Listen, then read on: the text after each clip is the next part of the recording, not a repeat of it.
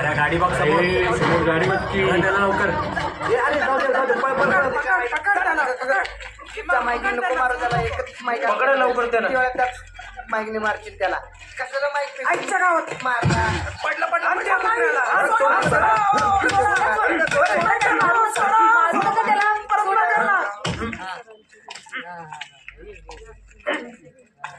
Thank you. Your welcome.